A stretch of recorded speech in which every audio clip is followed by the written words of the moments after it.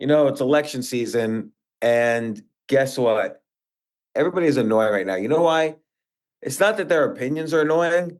I could care less, but everybody wants to know your opinions on everything. And you know what? It's a dangerous time right now. You could have opinions about who should be president. You could have opinions about Israel. You could have opinions about Ukraine. It used to be people had opinions and like, okay, my friend has this opinion. I have a different opinion. That's not true anymore. Now people will hate you for your opinions, whether you're on the left or the right or whatever. And even worse, nobody ever believes that you're just not interested, that you're neutral. Like I've written for the past 15 years what I think of the presidency. Heck, I'm even running for president, and people say it's impossible for you to be neutral or not have an opinion on Joe Biden and Donald Trump. If you go to fec.gov, I decided I could completely not have an opinion if I run for president myself. So I filled out all the paperwork and I'm running for president officially, not seriously, really, but still to the point where if anyone asks my opinion, I can just say I don't like either of them because I'm running against them. So anyway, it's very hard to have difficult conversations, which is why I'm so glad my friend Peter Boghossian wrote a book, How to Have Impossible Conversations. And this is valuable stuff to listen to during election time. Here he is. This isn't your average business podcast, and he's not your average host. This is the James Altucher Show.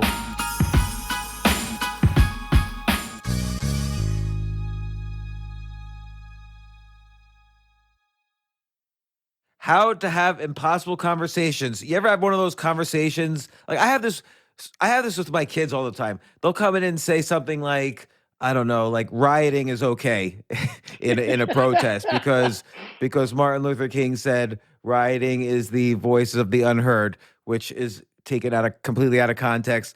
But it's impossible to explain that. So, and I don't even know how to but I've learned through my children and through social media, thankfully or unthankfully, how to have impossible conversations. Today, I have with me Peter Boghossian, who, along with James Lindsay, wrote a book, How to Have Impossible Conversations, a very practical guide. And Peter, I think you were referring to these types of conversations from what I'm reading in the book. Correct.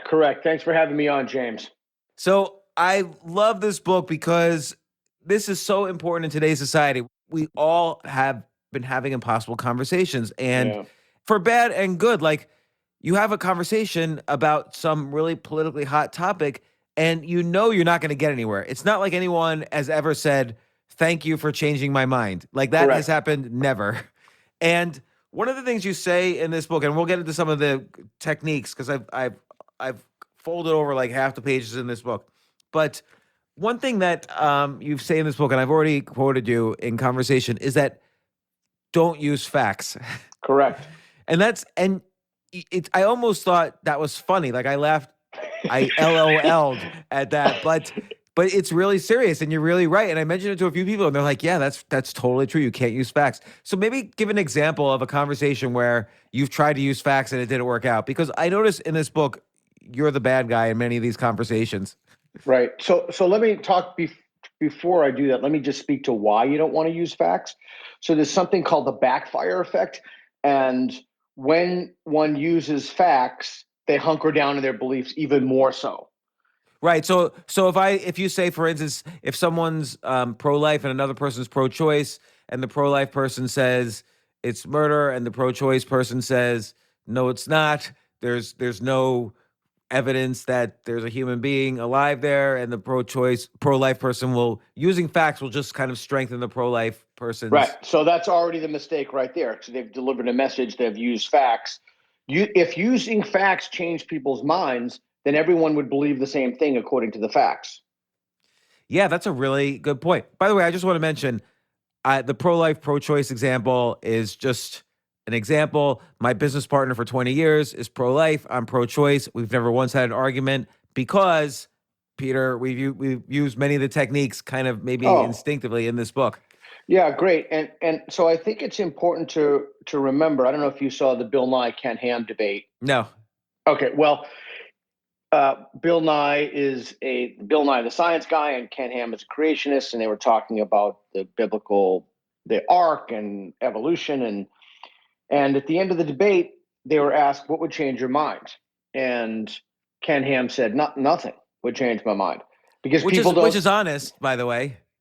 Oh yeah, which is honest.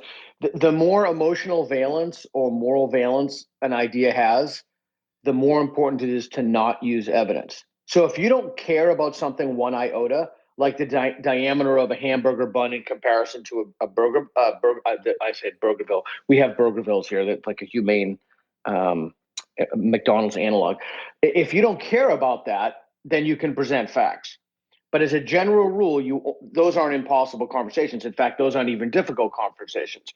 Never want to present facts or evidence. Right, and I like how you take this sort of you refer to Socrates quite a bit. You take the Socratic view that ask them questions, let them come up with kind of the reasoning one way or Correct. the other of their thinking. Because you're basically asking someone if they agree with themselves. And most people, I know this is a weird way to think about it, but they simply don't agree with themselves. I've been doing this for well over a quarter century now. I did my dissertation in prisons. I've worked with religious hardliners. I've gone and we are not taught how to ask targeted questions about what people believe and expose the methods of knowing.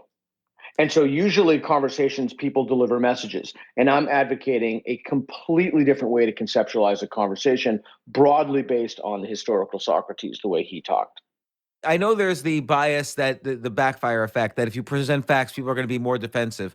But if Correct. they're actual facts, why don't they acknowledge, like if so and so politician says X, and you say, well, politician said X, and then the response I often get is, no, they didn't.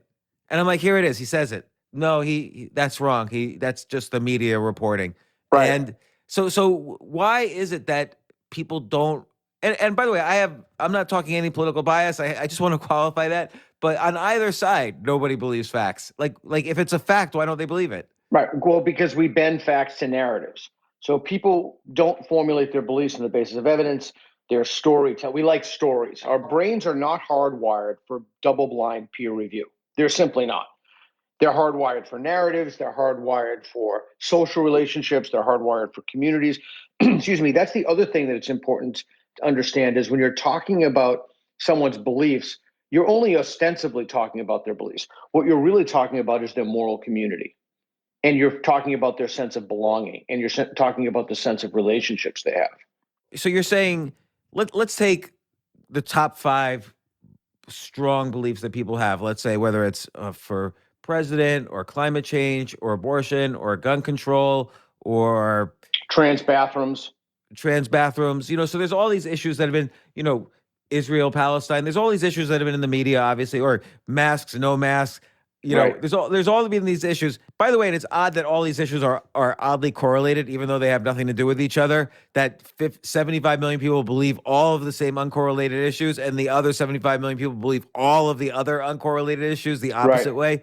That's an evolutionary mechanism. And so we've more or less divided into tribes, and the fault lines in this culture war are pretty clear. But I interrupted. Please continue with No, your but thought. that's the question. You're saying we basically get our strong beliefs from these huge amorphous tribes. Like a tribe historically has 30 people in it. Now you're saying a tribe could have 75 million people in it, or however big.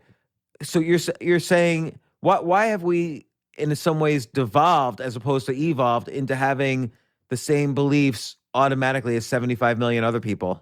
Well, it's a really interesting question. Part of it has to do with social media. Part of it has to do with mimetic warfare, which memes have won out. We don't really think in terms of the evolution of ideas, but ideas have a very specific evolution and trajectory and sticking point. And so the question is, for me, it's less the genesis of how did this happen, although that's a cool thought. People, I just read Neil Ferguson's book. He's talked a little bit about this, about how we deal with doom and pandemics, et cetera. But it's less that, and it's more, how do we navigate this reality in the world, given that people hold their beliefs so tenaciously and they're not willing to change? How do we get along as a society? And let me give you another something I've been thinking about. So can I put you on the spot? Yeah. In 2019, how many unarmed black men were killed by police? Like the exact number? Yeah, well, to throw out, just give me your best guess. Don't Google it. Okay, I'm not Googling. I'm gonna do a legit guess. Um, how many unarmed black men were killed by police? I'm gonna go with less than 20. Wow, that's really good. So to me, that tells me you're living in reality. I asked one of my neighbors that. She told me 22,500. Well, there's the issue is there's 40 million African Americans, black people in the country, and so if you work off that number, the number's too high. We would every day in the news we would be hearing about this, and we did it in 2019. Yeah, well, so that's a really good example of if people have incorrect information coming into them, then the output for that information, their actions would be like, this is an outrage. We need to, I live in Portland. I see everywhere spray painted ACAB. Are you familiar with that? No. Good. It means you must live in some place that's civilized. All cops are bastards. It's spray painted on walls. It's on concrete. And the consequence, if somebody has an incorrect piece of information, that's why when people would say to me when I was in the New Atheist movement, well, why do you care so much about this? Like, why is this such a big deal? And it's such a big deal because if someone's starting information is incorrect, that will cause them to create a reality around themselves and to make circumstances in their community in which they think will lead to their flourishing, but will not. Right. So the question is, how do we navigate that in terms of a conversation with people, given that we cannot introduce facts to them? Because look, this is a great example. You asked me for an example. Let's say that as my neighbor did, 22,500 unarmed, it's a very specific number, by the way, unarmed black men were killed by police in 2019. If I say, no, that's just not true, here's the evidence, she would say, well, there's a cover up, the body cams didn't catch it all, or the court systems adjudicate in the favor of police. I mean, there'd be any one of a number of defense mechanisms to keep the belief in place. So there's a vested interest to not dislodge the belief. So instead of providing evidence, which is almost always, if not always, a mistake, the best way to do it is to ask people very gently how they came to that conclusion. Oh, that's really interesting. How did you come to that number? Where'd you get that figure? Yeah. And then right. What did your neighbor say? Well, I didn't ask that. I asked another question that we haven't talked about. This is once you get a even basic facility with this will rocket your conversations to a whole new level. And it's in the book. It's scales. You ask people to put their belief on a scale. So I said, oh, that's really interesting. On a scale from 1 to 10, how confident are you in that? With 1 being, I plucked it out of the freaking air, 5 being maybe, 7 being I'm pretty sure, 10 being I'm absolutely confident. I'm completely certain that number is. She said to me 7. Okay. So once you get that number of 7, actually, I think she said 7.1, but once you get that number, whatever the number is, that will tell you or inform you about the next set of questions you should ask, which is, so people have well-rehearsed responses and defense mechanisms for their conclusions, but they have virtually nothing for their epistemologies. In other words, for how they came to knowledge. And so by simply asking a few probing questions, you can get them to ask themselves if that number 22,500 makes any sense. Yeah. So after she said 7.1, what did you say to her, or what would you say to her? I said, oh, that's so. Every time you do that, you always have to reaffirm somebody's position. Oh, that's really interesting. Oh, that's cool. How do you know that? It's Socrates' question. It's the most basic question. It's the simplest question in the world. I'm sure it predates Socrates' life, but Socrates, who's certainly the popularizer of that question. He became famous asking how do you know that? That's his key, his pathway to fame. Yeah, and they killed him for it. He invented the question. Yeah. They killed him for it too. Fortunately, we have other techniques that we can add to prevent you from being killed. So it's not just the Socratic method. It's based upon a suite of techniques from cutting edge literature. But So I would say it's really interesting. And then she started talking about the media, and I just drilled down on those claims. Well, what I'm just curious. The other thing you can do with scales. So I want to make sure in this conversation that people walk away from this having things they can use. So the moment they walk into a conversation, boom, they're good to go. So here's something you can say. So somebody says something or that either you find bizarre, which increasingly happens to me, or just parenthetically, I was drinking last night and with some friends. Everybody's happy that the society is opening up again. And somebody came up to us and said, oh yeah, that's that. If they wanted to play a drinking game, which was hipsters or homeless, and when people walked by in the street, we would guess if they were hipsters or homeless. Oh, that's And a good one. I just that really cracked me up. But anyway, sorry, getting back to it. So people will have well-rehearsed defense mechanisms for their conclusions, but not for the processes that they came to for those conclusions. So what almost invariably will happen is they'll overestimate their confidence based upon the evidence that they have, right? So, But what do you do if she says, okay, well, I got this from XYZ News, and she names some famous newspaper, and she yeah. says they're always reliable as opposed to ABC News, which is never reliable. Well, that's a great question. So then you can ask a bunch of other questions. So you could say, she didn't say that, but here's an example of if she said that. Say, oh, well, that's really interesting. Can you think of anyone on the other side who would have a different figure, and why would someone come to that? Here's another thing you could do with scales. That's really interesting because I'm at a 2 confidence on the 1 to 10 scale, and I'm wondering if you can help me get to 10 or excuse me, 7.1. Like, what am I missing that would get me there? And then she'll just spell it out. Well, this is it. So she gives you a guided tour of her epistemology or her methods for knowledge. But she could be so confident at every level. She could say, well, you probably listen to, blah, blah, blah news, which is, I know a lot of people listen to it, but it's all lies. Yeah. Okay. So right there. So that's why it's really important that you don't make a claim in these conversations. So you don't make any claim. So if you want to make a claim, always put it on a scale.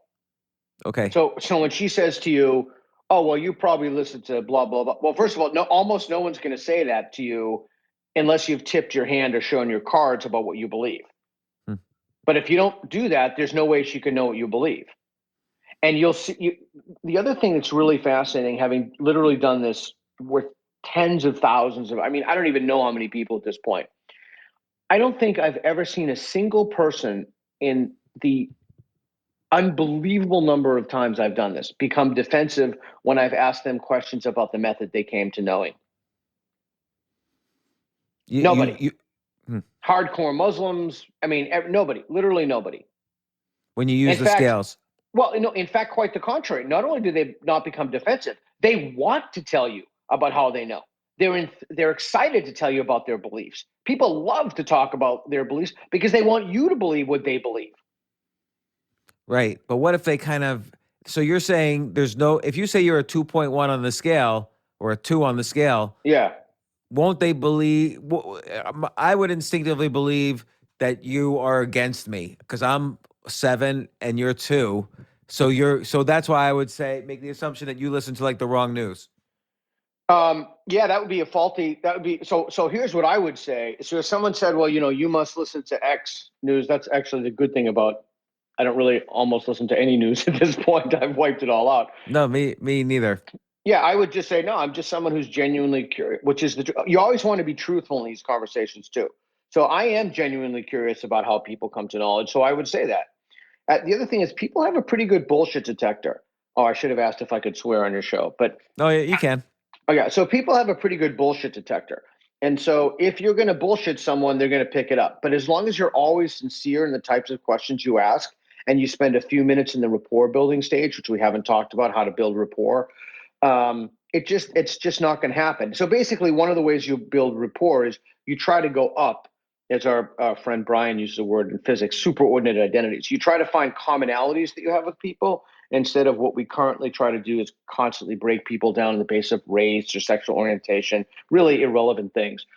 And when you can build commonalities with people and change some of the words you use, like, how could we find this out? Or so you use collaborative words. It's Yeah. amazing. Right. People You just point. totally open up. Right. You say you don't say you believe this. Why? You say we all want to figure out the right number so we can solve this problem. Yeah. Help me get to the same confidence level as you. I'm excited to learn, or something like Yeah. that. Help me get there. Show me what you got. Because I'm genuinely curious. Help me get there. And So almost everybody, when you ask them for help, will give it to you. So this, I like. There's so many techniques that you write about that I like. I mean, I don't know how the number of techniques. I think it's like over 20 techniques in here. 36. Uh, Thank you for reading it so carefully. I appreciate that. oh, no problem. Okay, the let your friends be wrong. I really like Yeah. that, and I really liked. Uh, yeah, that was in the same chapter about the use the we instead of the you. But let Right. friends be wrong. I like that. It reminds me of something actually I once heard a long time ago in couples therapy, which is basically let your wife say the last word in an argument. Right. Right. So, okay. So let's talk about let friends be wrong. My co-author of the book, James Lindsay, thinks that this is the most important thing in the whole book. I disagree with that profoundly, but I understand why he believes that given our current cultural moment. You don't have to believe everything someone else believes, and they don't have to believe everything you believe to have friends, to be your friend. If that were the case, not only would you have a very boring life, but you'd have literally no friends. So what difference does it make if now there are definite deal breakers? If someone's a genocidal maniac, that's one thing. But there are definite deal breakers that almost never will you encounter. But the problem is that the threshold for being offended is so low, and the threshold for wanting to kind of wall ourselves up against bad ideas. I mean, I've lost friends over the last few years because of my activities that it's been extremely painful to me. Me as well. It really is painful. Like it's in my mind almost every single day, and some days I avoid it, but most I don't. And have you tried to reach back out to them? Yeah, and in some cases that's worked, and in some cases, just silence. Can I plumb that for a minute? Can I ask you Sure. questions about that? Yeah. So what was the thing that caused you to lose the friendship? Okay. And in 2012, I think, or 2013, I wrote an article on July 4th that said no war, or it was actually on Memorial Day. I said no war has ever been justified, and meaning in general, I'm against any military activity that might involve killing civilians. And of Right. course, a lot of veterans were upset, but I was trying to say I'm not upset at veterans. I'm upset at the leaders who send children to shoot children. Right. And people would say, well, the Revolutionary War, and I would just dispute everything. And there were some things I just didn't know. Like I really don't know enough about wars and history to say it, and I Right. admitted that. But I lost a friend because he thought it meant that I approved of slavery, because through implication, I think I must think that the Civil War was not justified, which must mean for slavery, which is obviously not true. Yeah. And he stopped talking to me for about 8 years. We only just reconnected last year, and Yeah. we were best friends. Yeah. Well, I'm sorry that happened. I know firsthand how painful that is. So let's break that down if you mind. So I think that the mistaken way to think about that is the word you use is dispute. Like they say something and you dispute that.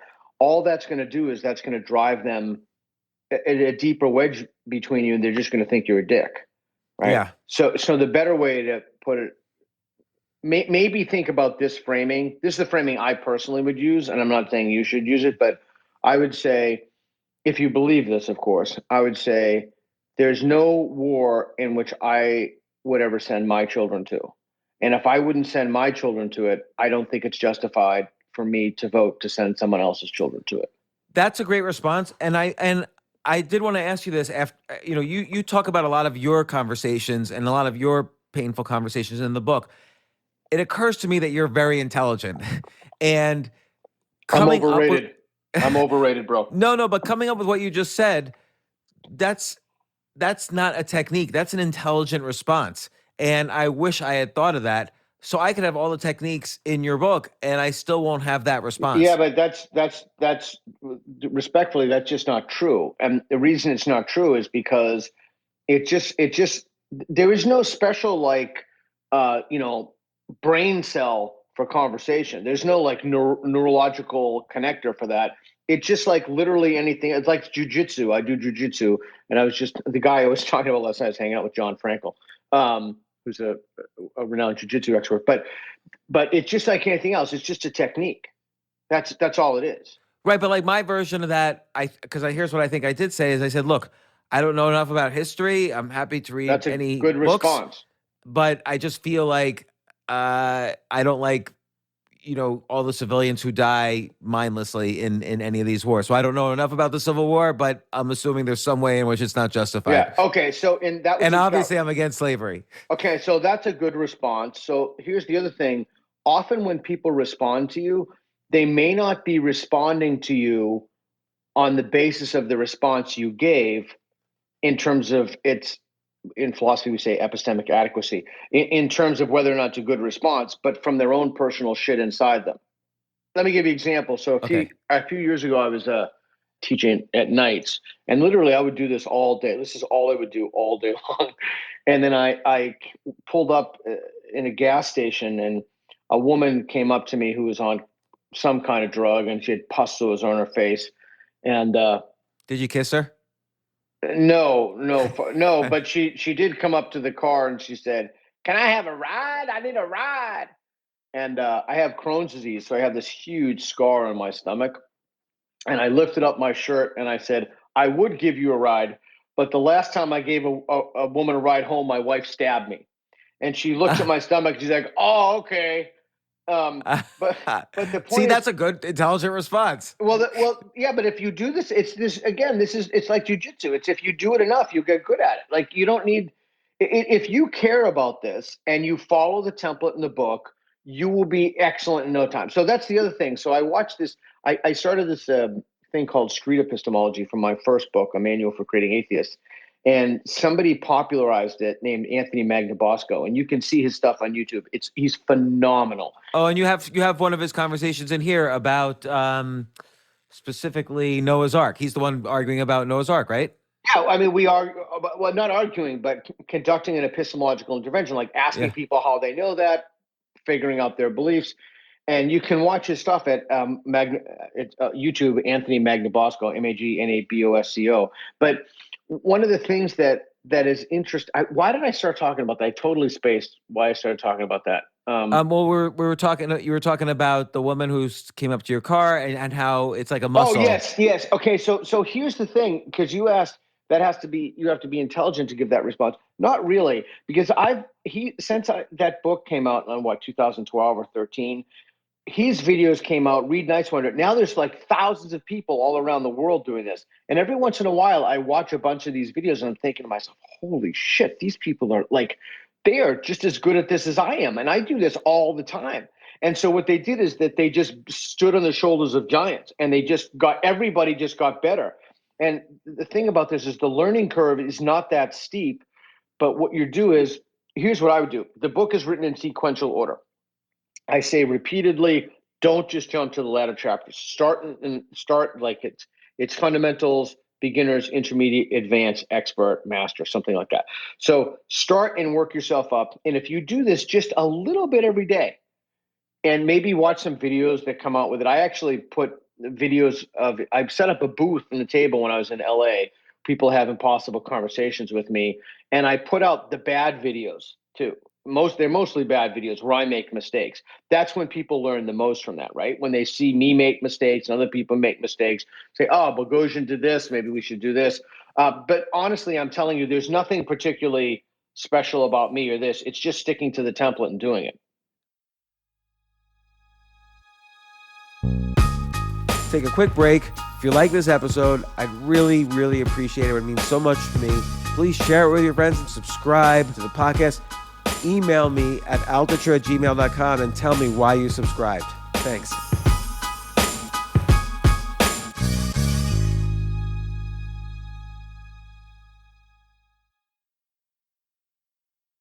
even though you just said don't skip, and I agree with that because there's a lot of good advice in the early chapters. I do want to skip Let's do it. in the advanced skills. You talk about vaccine deniers and you say first, do no harm.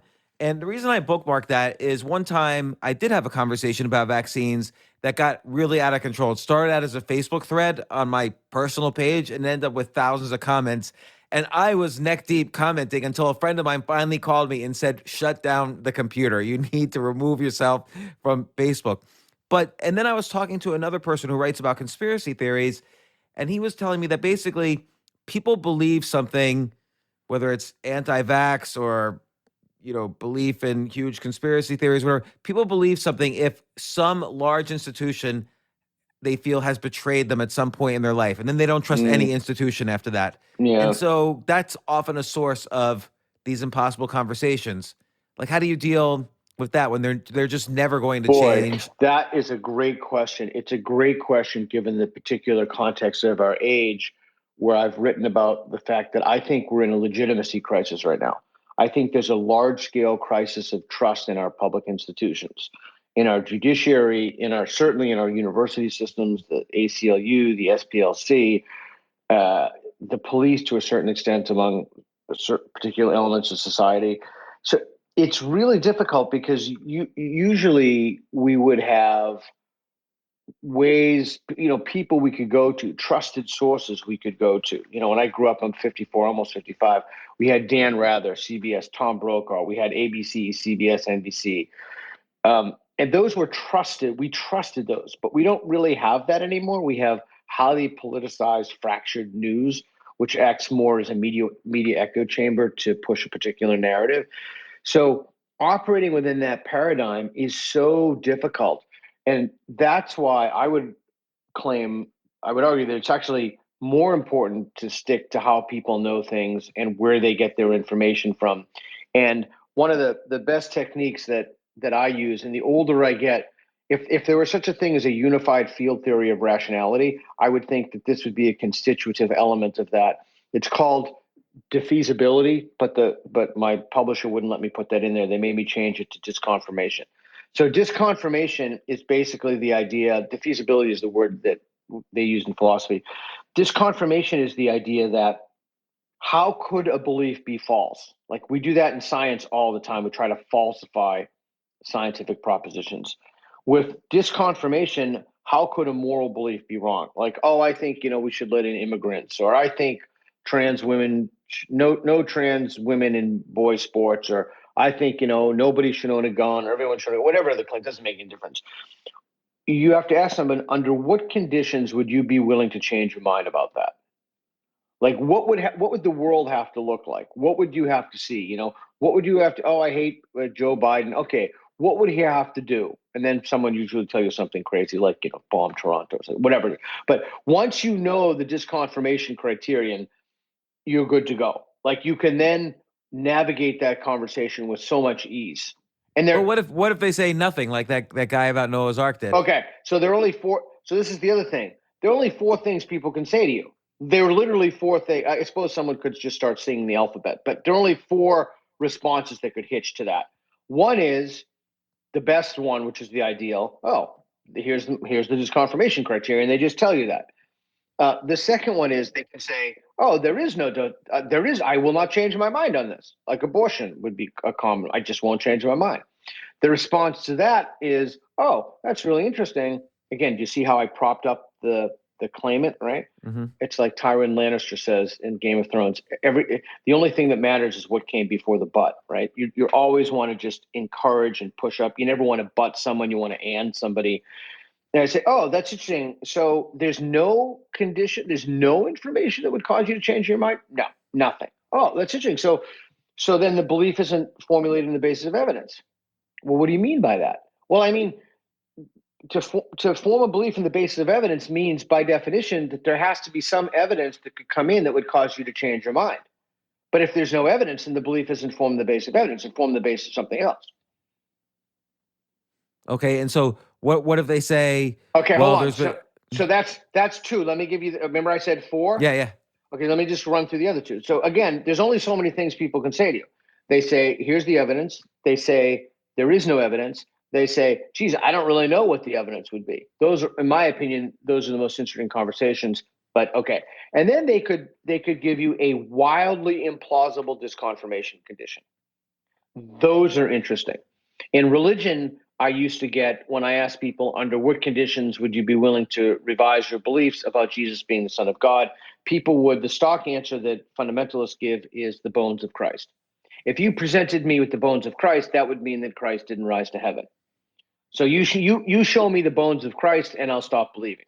Now, they know that I cannot produce the bones of Christ. With all due respect, neither can you produce the bones of Christ. But no matter what category they fit in, again, it's a roadmap for the future questions you would ask.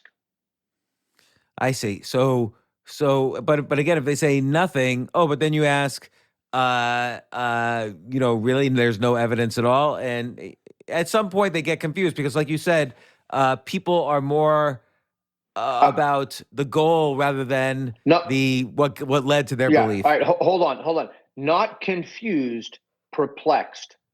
Right. Now, the goal of that line of questioning is not to make people become perplexed, but perplexity is a consequence of the line of questioning. Right. It's interesting. I mean, I'm sure people listening to this could think of so many conversations that they've had with their friends and neighbors that fit this category. Yeah, let me give you a quick example. So I published a paper about this. I used to teach critical thinking, and I don't know if you knew this or not, but this is true. This is testable. You can take an egg, as long as it's not one of those thin-shelled eggs, and you can drop it out a 2 or 3 story window, and as long as it drops onto grass, it won't break. Buckminster Fuller designed the geodesic dome after this. And so I would take an egg and I would ask people if they thought it was going to break when I dropped it out the window, and they look at me like it's a fucking lunatic. And then I drop it and they wouldn't break and they would be perplexed. But my goal was not to make them perplexed. My goal was to show them that dropping an egg out of a window, as long as it doesn't drop on the concrete, is not going to break. Yeah. Okay. So you're making basically, them. So the perplexity is a consequence. It's not you're not trying to make them confused. In fact, it's quite the opposite. You're trying to help them understand what they believe and make it clear to themselves to see if it's justified.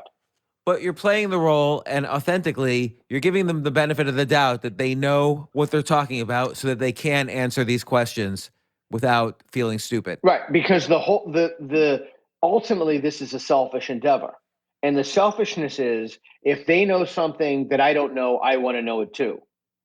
I just need to make sure it's vetted. That's why the other technique we give in the book is change your mind on the spot. Yeah, so a lot of people don't do that, but I find it very effective when I do change my mind in the middle of conversation because people are surprised. Yeah, surprise would be one way. Blown away would be another thing, especially if it's in real time. People will be utterly blown away by that. And the more moral it is, the more blown away there will be that you changed your mind. So there's one point in the book, or a couple points, where you say, give the other person some outs, like make sure they're not a fool by the end of the conversation. Right. That's one of the golden rules in hostage negotiation, and it should be a golden rule of any conversation. We call it, from the Harvard Negotiations Project, build a golden bridge. And a golden bridge is an opportunity for people to cross over and revise their beliefs. So here's the opposite of a golden bridge. You freaking moron. It took you long enough. Yeah. Right? No, and then people are going to invoke a defensive posture. You want to make sure that nobody ever has a defensive posture. That's key. In practice, how would you do it? Like, let's say you're pro-life and you're having a conversation with someone who's pro-choice. Yeah. And you want to even though you strongly believe in pro-life, like this is coming from your belief in God, it's your family's belief, it's your generations of belief. How would you let a pro-choice person have an out? Well, you usually it's I would say something like, this is a really difficult conversation. Oh, I want to just add one thing to that. Almost nobody will change, because you mentioned saving face. Almost nobody will change their mind if they're with a friend or someone from their moral community, because that's why Mormons go to the doors in twos, right? That's why people don't change their mind. That's why when cult indoctrination and cult exiting, they grab them as one person and not a group of people, right? That's what keeps people in cults, and it helps remove people from cults. So an example of a saving face would be, and again, this is even more important to clean up if it's two people. But if you do this, it's always one-on-one is best. Is, wow, this is super complicated, like crazy complicated. And I know I thought exactly like you did until I had this information. I was like, oh wow. Like I had this thing and I realized this, and then you tell them what you realized. So that's a way for them to build a golden bridge. They could, well, I won't feel stupid because he believed it too, so he'll be empathetic to me. Oh, I love this. Use outsourcing to bring outside information into the conversation, which is basically you've discussed that, but you're basically kind of outsourcing to the person. Tell me what I should know to get your confidence level. So that's Yeah. that's the outsourcing technique. Yeah, well, Um, it's more than that as well. I mean, we talk about there are lots of things that you can do, and it depends on the intelligence of the person with whom you're speaking. So, if it's a complicated thing like healthcare or socialized medicine, something complicated, you say, "Oh, well, give me the names of three people you consider to be experts on the other side, and what are their arguments?" Most people won't know three. If they do know three, then that's really interesting. That you can get a nice lesson. And then you can say something like, well, that's interesting because, and so you would not say, well, if you don't know three experts on that, three experts who hold different beliefs than you, then it's unclear that you can even know what you're talking about, because that will invoke a defensive posture. They won't revise their beliefs. But you could say, well, I'm thinking about myself, and I'm thinking about the if I personally don't know expert experts who disagree with me and what those arguments are, I hold my belief in less confidence. I'm less confident, and that gets back to the scale thing again. Is that reasonable of me? But you're not really asking them if it's reasonable of you, which seems reasonable to me that it's reasonable to you. You're asking them if it's reasonable to them, right? So, in other words, if they don't know it, shouldn't they be? Shouldn't they hold their beliefs with less confidence? I mean, look, dude, doesn't it bother you that people walk around cocksure of the stuff they believe in? That everybody has a grossly overestimated confidence in their beliefs. no, but it's true, and the fact that they can't validate those beliefs bothers me even more, as I'm sure it does you. That's why you wrote this book. Like I Right. was having how would you deal with this? Like I was having a conversation with somebody about a particular election, not the most common election that we're thinking of, but I said, okay, you hate this one candidate so much. Tell me three laws that he's passed or three things he's done in office that were bad, because he was just going on and on trashing this candidate, and he couldn't give me one. And I said, if you give me one, I will completely change my vote. And he couldn't give me one at all, even though he was just trashing this person nonstop as a politician and as a So, leader. so if that were a personal friend of mine, I would say to them, and I wouldn't do this for any other conversation unless it's a friend of mine. I would say, do you think it should bother you because you can't name a particular policy proposal that you feel so strongly? Do you think that there's a disjunct between your feelings and the evidence? And in the Republic, Plato talks about how reason should be on a chariot with the horses. Reason should always be the lead horse of the chariot, and desire, emotion, etc. behind that. And as long as reason's the first horse of the chariot, you're good to go. But maybe it is reasonable to not know anything. Like you could simply say, listen, I know a lot of people who know a lot more than me, and they all hate this person. So I'm just going along with them. Yeah, but other people know people who know a lot more than them who look at an opposing candidate and have the same feelings. So how does an independent person adjudicate between those things? Because even in Mm. that case, it would seem to me that the confidence you have in this belief is not justified. But what's important for a relationship, I would think, Aristotle talks about the highest form of friendship between two virtuous people. I would think that this is a little alter casting from the book. you would be the type of person that would bother you. It would bother you that your beliefs are out of alignment with reality. Hmm. Yeah. So that makes sense. Again, I wish I had these techniques for like half the conversations I've had over the past 5 years, or Well, probably 90%. you're a young guy and you got him now. No, young guy, I'm the same age as you. Are you kidding me? I mean, you're a young guy then. So see how stupid I am? I just accuse you of being old when I should have been. Well, I should have said you're as young as me. Are you 54? 53 No shit. and You a look half. awesome. Wow, you look awesome. What's just a lot of vegetables? I mean, you don't even have gray hair. No, I have gray hair. Just for some reason, with the sun in back of me, I don't know. People say that when I'm on Squadcast here, but I have like about, when I look at the mirror, it's like 50% gray about. Well, not what I see. There's so many bookmarks here. Okay, you say this thing about don't shoot the messenger, or it's a well-known fact that people shoot the messenger, so Right. don't deliver a message. Correct. And you define what a message is, and I think I'm guilty of delivering messages often. We all like do. I'll rationally make an argument. I'll say for instance, like nobody should go to college, and I'll present a rational argument and I believe that as well. Well, there you go. And you're a professor, so that's saying something. So and unfortunately, I have kids going to college, so it ruins my argument a little bit. But I also don't. I believe that my kids will need me more later, and I don't want them to hate me now. But that's another story. But I think I was the messenger, and I delivered a message. And no matter how rational it was, and no matter how much just math and finance knowledge and whatever I used, if people had the opposite view, i.e., if they had gone to college, so they have a cognitive bias to, confirmation bias is what they're looking for, not an argument. I mean, what is a message? Define message. A message is your personal truth that you give to somebody. Yeah. Usually people speak in terms of conclusions.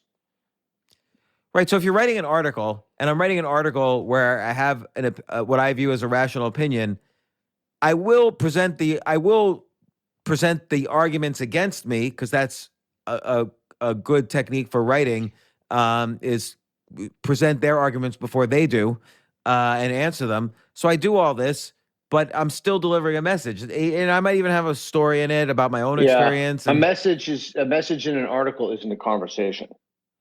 I see. And if you want people to be more receptive to that message that you're going to deliver, give the most charitable spin. Say, this is where they're right. Yeah, I see. I think I've definitely been guilty of delivering messages in articles, and then people will comment, "Oh, you're just trying to be controversial," and I'm like, "No, I have actually very few opinions." But so talk about Rappaport's rules, because I like this as well. And again, this is I feel like this is out of couples therapy. Rappaport's rules. Yeah, what page are you on there? Well, you mentioned Rappaport's rules in a couple different sections. I think the first time it might have been chapter 5, I think. But yeah, 5 advanced skills for so I learned about Rappaport's rules from Dan Dennett's book, my friend Dan Dennett, in Intuition Pumps. So Rappaport rules they're just fantastic. This is one of the few things we should actually read in the podcast. One is attempt to re-express your target's position so clearly, vividly, and fairly that your target says, "Thanks, I wish I thought of putting it that way." And also it shows that you're listening to them. Correct. And in hostage negotiations, people have written a whole book about the phrase, "that's right." You're looking for "that's right." So if someone says, so let me just be clear about this. I just want to make sure I know what you mean. And then you restate their position and you get their go ahead. That's by far, in my opinion, the most important of Rappaport's rules. Second, you list agreement. Third, you mention what you learn. And fourth, only then do you have rebuttal or criticism. That's the Rappaport's rules. And the rebuttal or criticism is still, epistemological, as you might say in the book, where you're asking questions, well, what's your confidence level? Correct. What's the evidence? So it's always about questions. You read Paul Johnson's biography of Socrates? No. It was very good. That's how I learned about Socrates. Paul Johnson's the historian. Is very, very good. Yeah. Right. And then I feel like ultimately a lot of these skills, you're getting more and more technical about how to apply them. Like the principles are the same, which is Correct. listen, repeat back, don't be contentious, don't call someone a moron, and figure out kind of like more subtle ways to bring up your topic. Here's a difficult conversation I had. So Robert F. Kennedy Jr. was on the podcast, and as you probably know, he says he's pro-vaccine, but his message is very much anti-vaccine. And I did not want to get into that topic with him on the podcast, but he got into it, and it was about a 20-minute just spiel about his stance on vaccines. And he's someone who lost his trust in institutions. He saw his uncle get shot. He saw his Right. father get shot. He assumed it was by the FBI. And so after that, he was all conspiracies all the time.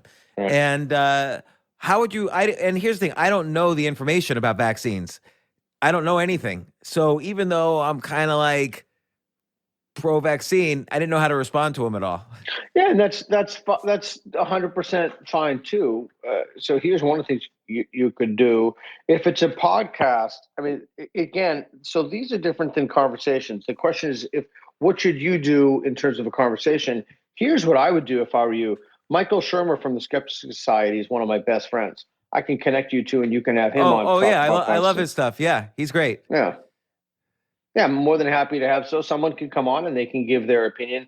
It's an unlettered opinion. I don't think he has any particular skill set in vaccines. I don't really know anything about Mr. Kennedy, but you can offer somebody who actually does know about it on the other side an opportunity to speak with you and have your audience listen to that.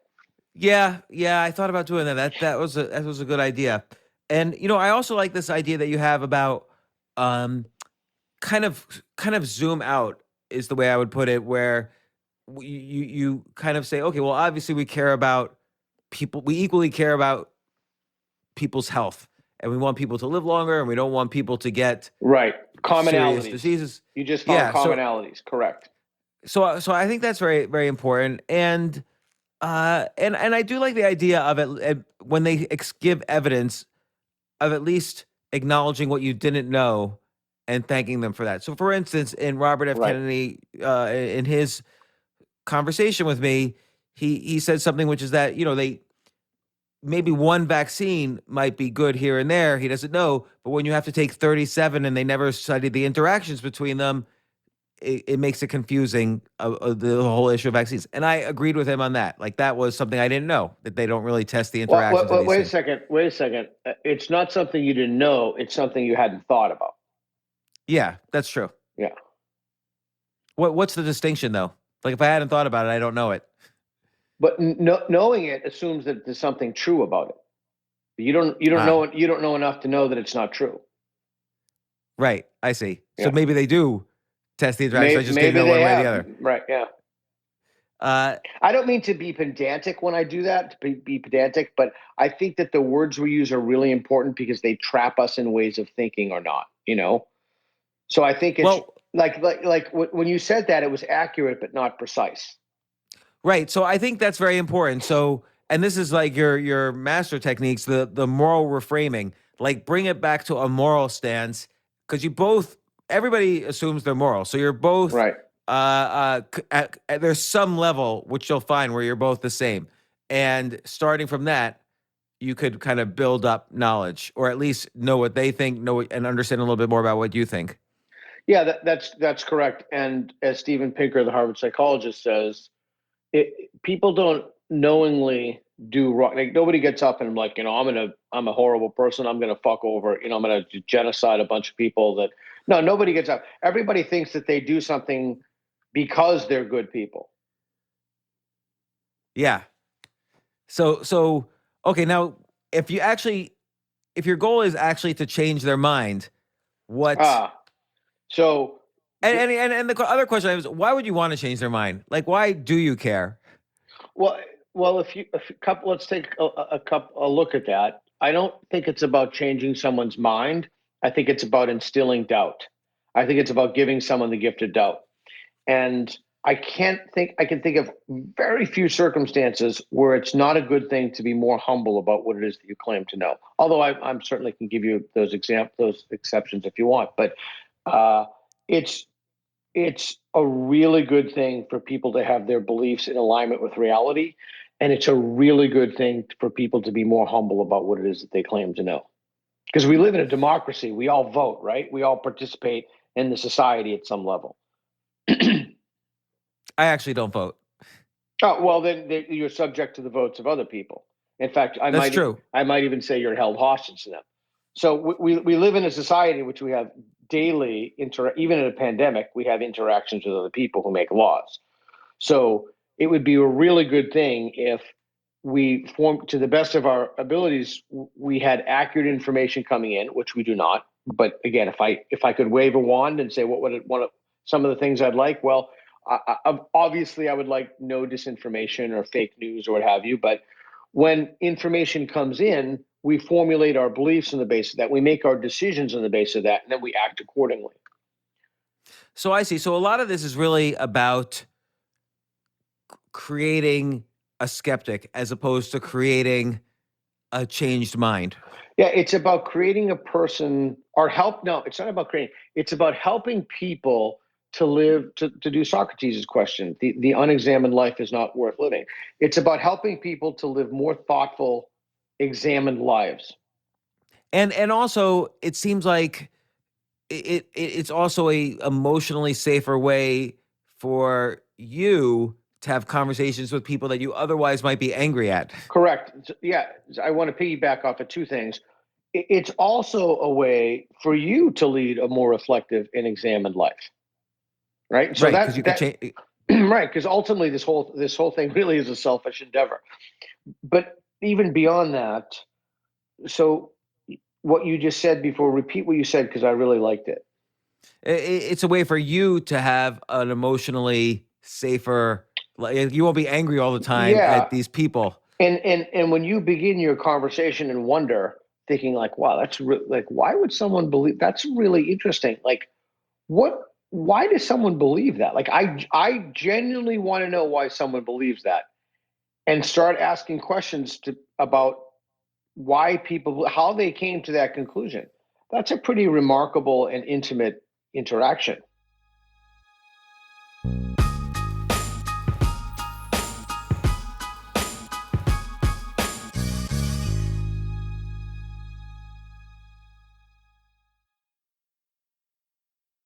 Here's a question. What if people do have legit facts and evidence backing up their opinion, but you have a different set of legit facts? Like you're giving value to different sets of facts. So for instance, gun control laws. Right. People who think that everyone should have guns say it deters crime. I just And bought two people guns today. Another AR in hand and another Glock. Right. So you probably think, like many do, that the reason there's not a lot of crime in Texas, say, is because everyone has a gun. You can't get away with it. But other people might say there's a reason there's a lot of crime elsewhere is because everyone has access to a gun. And Right. they're both right. They both have correct set of facts, but they're just Well, then they're using a different. Isn't that awesome? You just got a lesson. Yeah. You just got a free lesson, and then it give you things to think about, maybe read about. It gives you stuff to ponder. Next time you have a conversation, it'll be easier for you because you would have already heard those arguments. It's a win-win. You lose nothing. But I feel like, what if you want to press the point further? Like, let's say you're pro gun control, and you say, but could you say, but what do you think of the fact that where there's free gun, where guns are everywhere, and easy access to guns, that there's actually less crime? What does that mean to you? Could you push further? I mean, yeah, you could. I mean, the first thought that came to my mind was Somalia. There's guns everywhere, easy access to guns, but I'm quite confident that the crime rate, well, maybe not the crime rate, but the general murder rate. Nigeria would be another place. Nigeria has the whole country is basically an organized crime syndicate. But yet when Nigerians come to this country, they exceed they're one of the most successful groups of Americans, along with Cubans, et cetera. But so it's not clear to me that that's always the case. So in that example, what I did was I took what you said and I thought of a counterexample. Can I think of an instance of a thing that would make that false? So it's a way of habituating yourself when someone says something. And again, this is nothing special about me. You just follow the template in the book and you'll be fine. So in that case, you're disagreeing with yourself a little bit by bringing up the counterexample. Maybe you're saying in this discussion about gun control, maybe you're saying that there really is no stable set of evidence that could prove either opinion. Or maybe you're saying like, wow, I was harboring a belief that was false. Good thing I ran into this person, had a conversation with them. Now I won't have to believe something that's not true. Right, right. And so what are some other difficult conversations that you've had? I've been telling my difficult conversations. What are difficult conversations you've had? That's a really good question. Emotional relationship things are somewhat different because you're bringing so much history. Conversations with kids could be difficult. I find the most difficult conversations with people who are rooted in this new moral orthodoxy that has come up, in which they believe that race or gender or skin color determines your access to truth. Well, okay, let me question that, because Sure. And this your co-author James Lindsay had an excellent book, Cynical theories. Yeah, Cynical Theories, where he discusses a lot of this.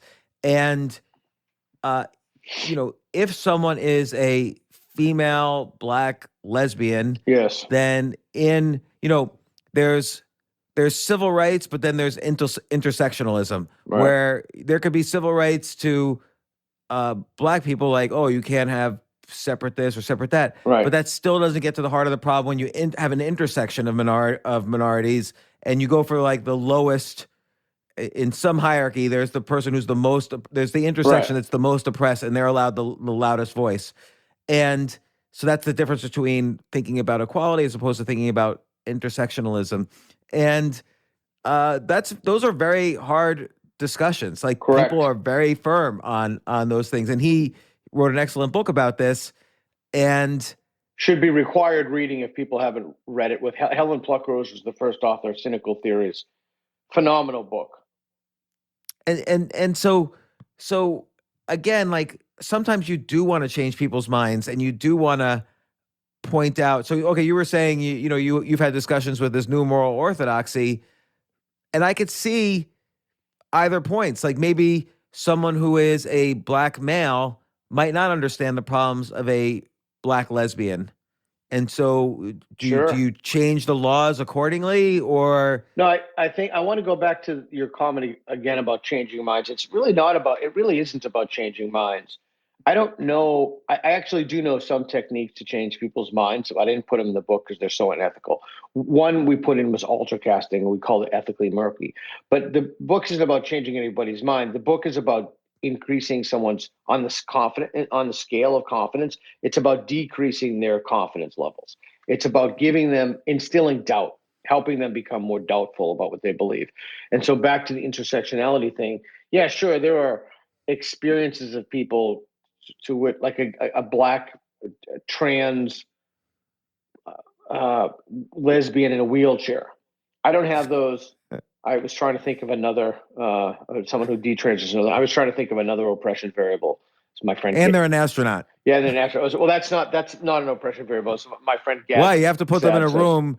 You have to put them in. You lock them in a room, floating in space. That doesn't. Right. Well, that sounds pretty impressive. Right. Yeah, that's especially if it was against their will. So the prerequisite for any. So even let's take a step back. It depends on you talk about this in chapter 2. What's your goal in the conversation? You should really try to clarify that up front. And you can change that as you go along. But often the goal is not to, is it to just kill time? Is it to impress someone? Is to, you like a girl or a guy, or she likes you? Or, in classes, I found that people don't ask a question because they want to know the answer. They'll ask a question because they want you to think they're paying attention, or they're up with what's going on, or how smart they are. So you have to figure out what you want out of that conversation. And once you get that, you can work backward. And so one of the things that's difficult about those conversations about critical race theory, intersectionality, is that they start from points of view that are fundamental departures from the norms of rationality.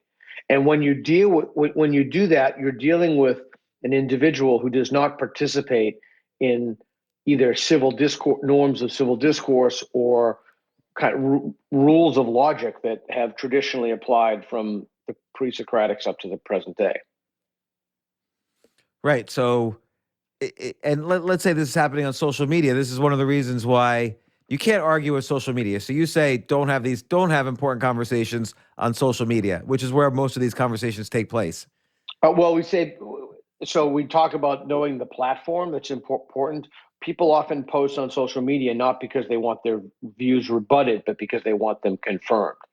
So know why, like when you said your friend called you because you were going nuts on Facebook, like what is your goal with that? Was it to change people's minds? Was it to let people know how smart? Like what, like once you figure out your goal, my goal was not to prove how smart I was. My goal was to prove how stupid they were.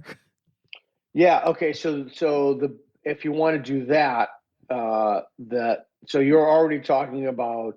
I'm not sure about the validity of the goal or the meritoriousness of it, but let's say that is your goal and you want to know how to proceed. That's all the more important to not deliver a message. Yeah. Anytime you deliver a message in that, it's going to backfire and make you look like you're stupid. Plus, the other thing is that one more thing on that. Let's say that they are really stupid and that you're engaging them. What kind of a person engages with stupid people?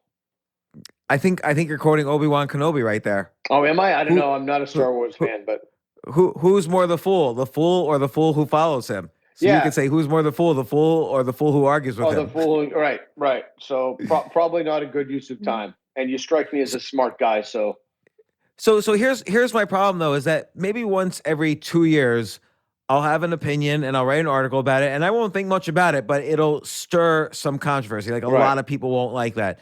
And I get a lot of heat on social media. And like you say, an article is not a conversation, but then suddenly a million people want to have a conversation with me about it. Then what do you do? And by the way, so this happens a lot. Like Jordan Peterson, this happens to, even much more than me. Yeah, sure. Okay, so this is something that I find particularly interesting. So in order to help us keep our beliefs tethered to reality, we need feedback about what we believe. We need to hear the best arguments against it. You know, when I was talking to the sound engineer, Jay, before we went on, he said, you're a very hated man. And I had to really chuckle about that. I'm called a Nazi 10 times before breakfast in the morning or some kind of heinous thing because of a position I've taken. And so you have to kind of figure out whose voice is not worth listening to. And the answer to that is if by definition most people are average in something, then by definition they're not worth listening to. So like if I just to keep it on people's names we mentioned, like, so if I wrote something and Shermer calls me or Richard Dawkins calls me or Peterson, I'll become friendly with, someone calls me or my friend Gad Sad calls me and they said, whoa, Boghossian, what this is like, you've really, okay, that means something because I respect them. They have an intellectual gravitas, etc. But if a random, 6969 retard or whatever on the internet, the username comes and they start criticizing me about something, why should I listen to them? What substantive contribution do they have? Domain specific expertise? They're like an anonymous guy with a vulgar Twitter handle. Like, why should I listen to them? Right. So let's say there's 3 types of people who argue with you on Twitter. There's the trolls and random people who you don't care about. But then there might be the experts who they don't know you, but you do care about their opinion. And then I find the most painful category is the people who do know you and they're addressing you like in the third person, like, oh, I know him. He's wrong all the time or whatever. How do you personally deal with that? Well, 2 things. So, when we wrote this book, I sent the last chapter, which is based on John Haidt's work, to John Haidt. And I said, how is this? He said, yeah, it's great. Works really well. At this point, I almost listen to nobody anymore because I have no mechanism to weed out the lunatics from the non-lunatics. And the thing is, when we did the grievance study stuff in 2018, I just got hit piece after hit piece after hit piece. I mean, it's at one point it was like they were coming out daily. And at first I started, I wrote to Salon, I emailed Salon, I called Salon, Slate, I wrote to them, called them. I called all these, can I come on? Can I have can I rebut these? Nothing, not one. So, and my colleagues at work who have a pathological hatred and disdain for me, they're just opinion just doesn't matter. It's totally irrelevant. Why should I listen to them? Who cares about? I couldn't possibly care. What substantive accomplishments do they have? Now, there are rules of the game that we play by. All right. So there are certain like the coin of the realm in academic publishing is my friend Bruce Gilley is doing this now. He wrote the case, which I spoke to Bruce this morning.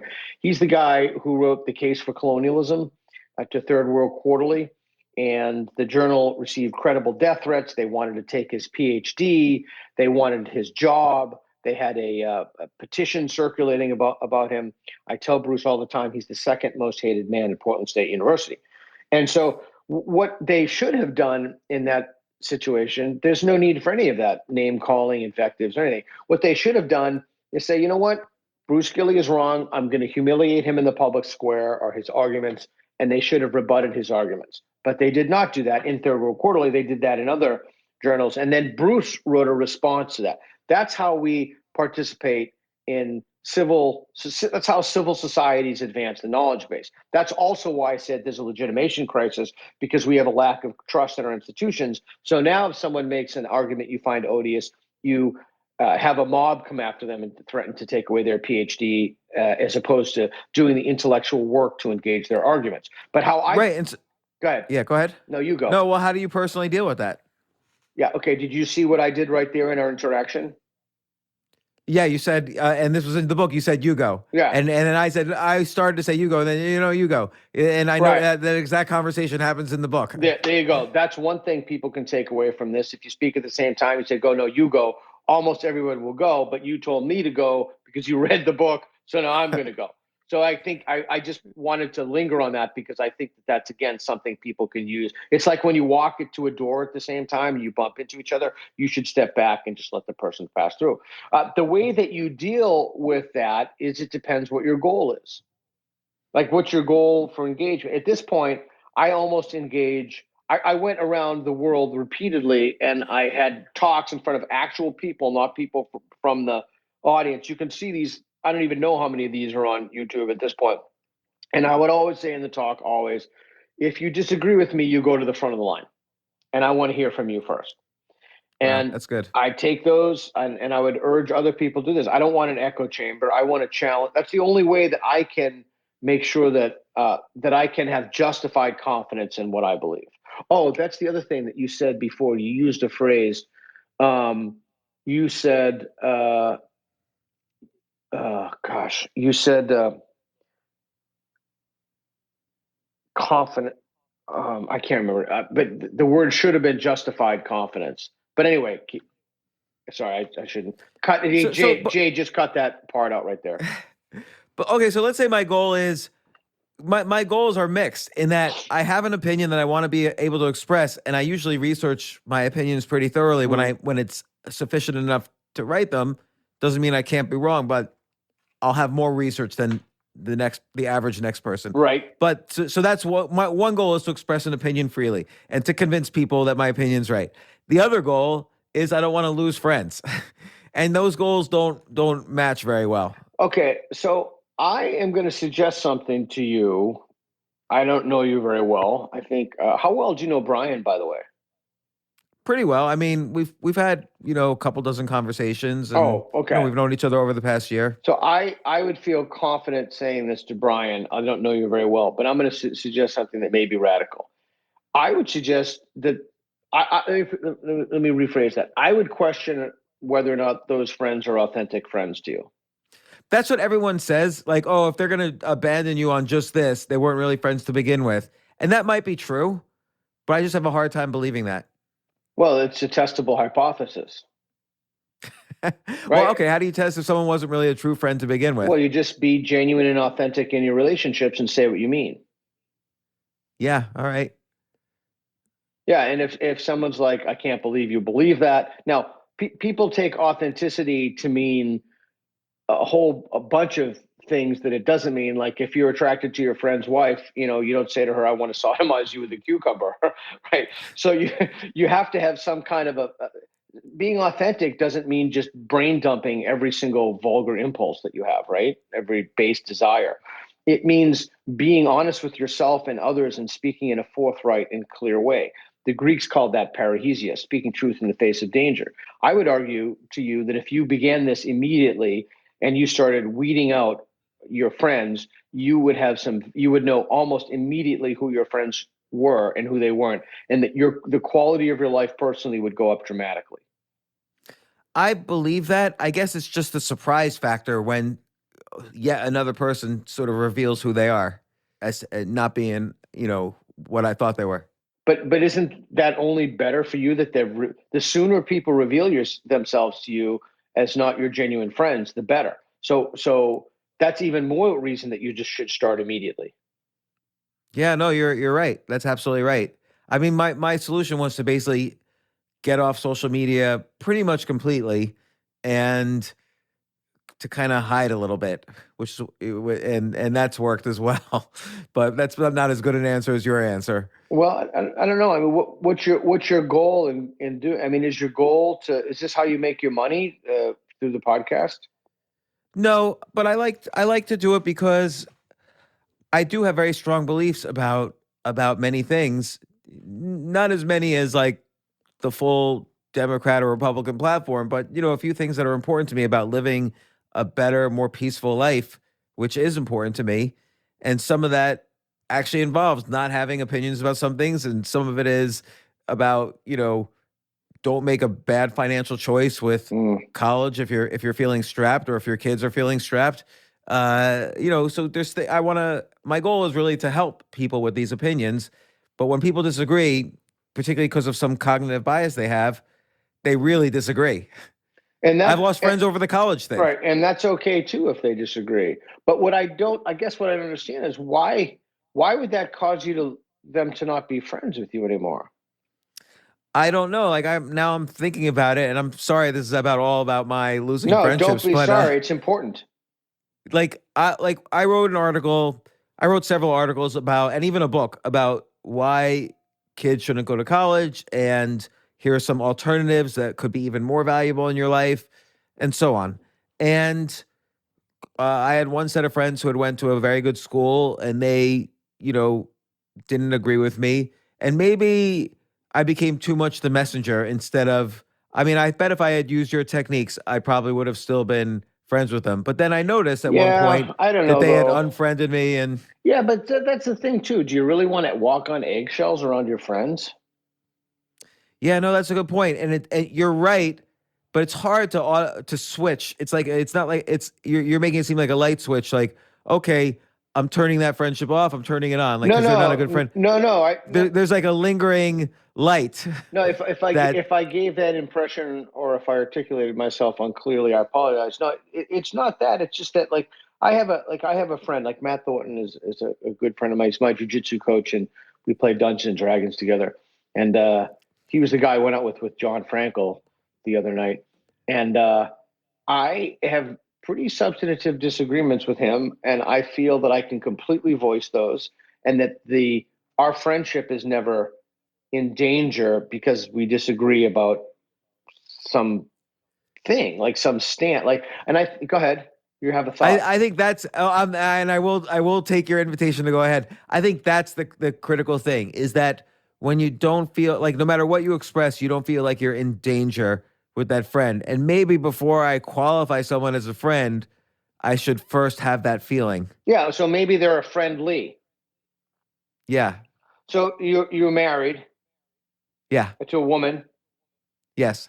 And in your relationship, you need to be honest and authentic, and you need to not be able to feel like you're walking on eggshells. But you also have to be careful to a certain degree. It's a thread the needle thing, right? You have to give a little bit of thoughtfulness to how you articulate yourself. Sometimes we have a tendency to become so comfortable we just pour things out instead of thinking about someone's feelings. I mean, again, I think some people think that being authentic means you can be an asshole because that's your true self. Right. That's like the radical honesty version of authenticity. Yeah. Yeah. Yeah. So it's all interesting. And look, the techniques in this book are really going to change the way I have conversations with people. And by the way, if you enjoy debates, these are also great debating techniques. Yeah. I wonder if you've thought of this one technique, which has come up a lot for me particularly in debates or intense conversations. It's a technique I call labeling, which is, let's say I'm arguing about voting. So the main reason I don't vote is I like to be really neutral. I have a podcast. I want to have Democrats and Republicans on my podcast. So I try to be neutral. And I think when you vote, it gives you a bias towards whichever party you vote for, and I don't want to have a bias. The other reason is I know my vote doesn't count because 150 million people vote. So it's easy for me to buy my neutrality without it really affecting the election in some sense. But I had a debate with someone who basically thought it was very un-American to not vote. And at some point during the debate, and it was an official debate, like people were watching it, and at one point during the debate, he said, in this election in particular, if you don't vote, then you're a racist, or you could be thought of as a racist. And so I have this technique I call labeling, which I said, look, are we debating racism, in which I'm happy to debate about, but that's a different topic, or are we debating the 250-year-old institution of voting, which is a different topic? So I labeled his comment as Right. not relevant to the conversation. It was a comment about racism as opposed to about voting. Correct. And I find that useful. Yeah, it's really good. In the book, we also, from hostage negotiations, they call it emotional labeling. And you don't ever want to say, "Oh, I can see you're upset," or "I can see you're angry." You would say, "That must be so frustrating." Mm. And even capturing that in that word "frustrating" can be helpful. It's also a type of empathy, but you can emotionally capture, if you want to say label, you can emotionally label things to help better guide you through that conversation. But again, the whole point of this is so that you can have better relationships. You can clean up your belief life, or at least have people to bounce it off. And if someone knows something you don't know, how freaking awesome for you, right? That you get to not live in delusion any longer than you have to. I mean, it's really a win-win for everybody. No, it's great. I mean, this one thing that's an idea that's related to the topics in your book is the concept of steel manning your argument. Right. So you should know your opinion or your stance so well that you could argue the opposite side better than they can. Yes. And I find that to be very useful as well. Yeah, and that's the one thing I think that we're sorely lacking in almost all of the humanities today. People don't know. They look at the university as some kind of a great big Catholic catechism where you go in with questions and you have pre-recorded answers that you kind of regurgitate. And you have to know the other side of an argument in order to be justified in the confidence you have for your own position. Well, all of this has been so interesting. Peter Boghossian, who you wrote this with James Lindsay, who's also one of my favorites from his Cynical Theories book. How to Have Impossible Conversations, a very practical guide. My guess is everyone listening to this, the couple 100,000 people listening to this, have all had many impossible conversations this past year about economics, politics, right, pandemics.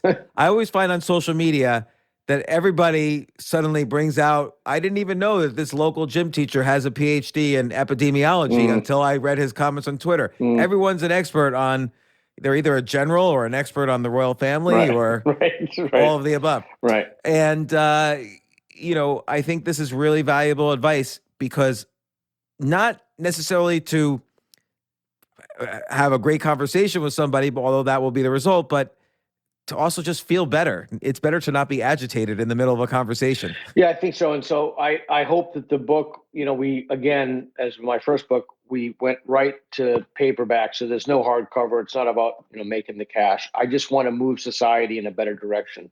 and hopefully that will help. I hope you do. And again, there's very practical techniques. These are techniques you can literally use like an hour after you read this book. I'm gonna go talk to my wife right now and start an argument, and then use these techniques. Well, thank you to make everybody feel better. Thank you. I'm innocent in that. Well, I appreciate you having me on. Thank you, James. I really appreciate it.